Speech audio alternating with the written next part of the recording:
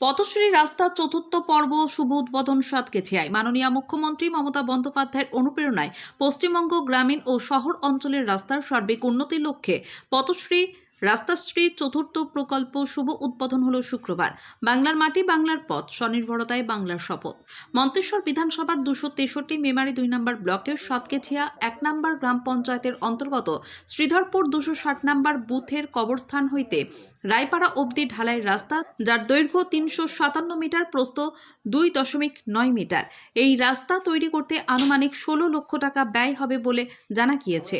অনুষ্ঠানের শুরুতেই বিশিষ্ট ব্যক্তিবর্গদের বরণ করে নেওয়া হয় পঞ্চায়েতের পক্ষ থেকে। পরবর্তী পর্যায়ে নারকেল ফাটিয়ে এবং ফিতে কেটে উদ্বোধন করেন পঞ্চায়েত সমিতির সভাপতি ময়না হালদার টুডু ও সহসভাপতি গপ্পর মল্লিক সহ অন্যান্য আধিকারিকগণ।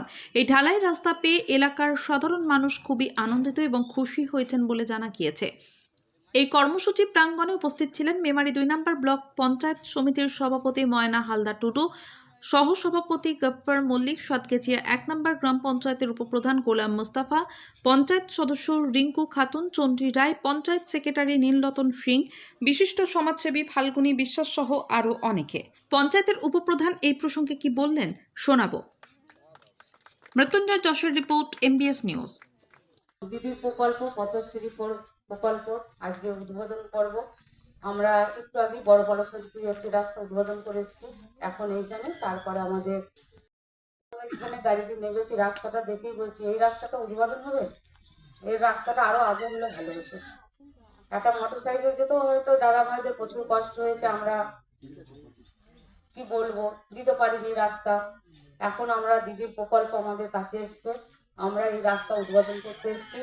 আপনারা দিদি ভাইদেরও বলবো, দাদা ভাইদেরও বলবো, এই রাস্তা আপনারা দেখে রাস্তাটা যাতে সুস্থভাবে হয়, মাল মেটেল যাতে সঠিকভাবে করে, এগুলো দেখবেন। আর কোনো অসুবিধা হলে পঞ্চায়েত সমিতিতে জানাবেন। আমাদের উপপ্রধান আছে মিন্টু ভাই, আমাদের ফাল্গুনিদা আছে, ফাল্গুনি দ্বারা এখানেই দাঁড়িয়ে কাজ করাবে। আপনারা কোনো ঝুট ঝামেলা কিচ্ছু করবেন না।